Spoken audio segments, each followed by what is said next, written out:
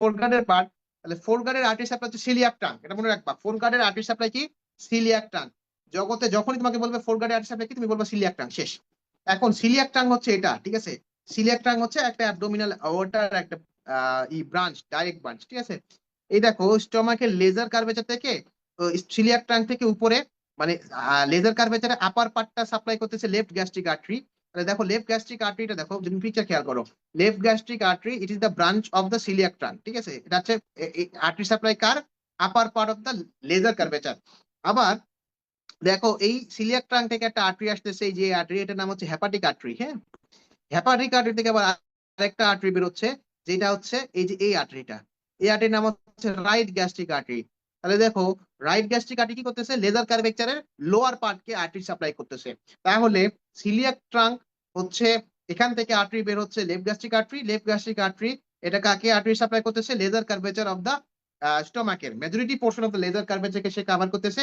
যেই লোয়ার পার্টটা সে আনকভার করতেছে বা কভার করতে পারতেছে না, সেই লোয়ার পার্টটাকে কভার করতেছে এই রাইট গ্যাস্ট্রিক আর্টারি, যেটা হেপাটিক আর্টারি ব্রাঞ্চ, এবং হেপাটিক আর্টারি আবার এই সিলিয়াক ট্রাঙ্কের ব্রাঞ্চ, এবং সিলিয়াক ট্রাঙ্ক আবার অ্যাবডোমিনাল ওয়াটার ব্রাঞ্চ, ঠিক আছে। তাহলে আমাদের লেজার কার্ভেচার শেষ। তাহলে গ্রেটার কার্ভেচারে আসি। গ্রেটার কার্ভেচারে দেখো, এই যে গ্রেটার কার্ভেচার, পুরো গ্রেটার কার্ভেচারকে জুড়ে সাপ্লাই করতেছে বেসিক্যালি কে? এই যে দেখো লেফট গ্যাস্ট্রো এপিপ্লয়িক ভেসেলস বা লেফট গ্যাস্ট্রো এপিপ্লয়িক আর্টারি, এ সাপ্লাই করতেছে মোটামুটি পুরো গ্রেটার কার্ভেচারটাকে। আর লাস্টের দিকে যেটা বাকি থাকতেছে সেটা হচ্ছে রাইট গ্যাস্ট্রো এপিপ্লয়িক আর্টারি, এ সাপ্লাই করতেছে। এখন দেখো রাইট গ্যাস্ট্রো এপিপ্লয়িক আর্টারি কাকে কাকে, এ আবার কার ব্রাঞ্চ? এ উঠে আসতেছে এখান থেকে, এখান থেকে, এখান থেকে গ্যাস্ট্রোডুওডেনাল আর্টারি। গ্যাস্ট্রোডুওডেনাল আর্টারি কার branch? Hepatic artery branch. Hepatic artery কার ব্রাঞ্চ? সিলিয়াক ট্রাঙ্কের ব্রাঞ্চ, ঠিক আছে।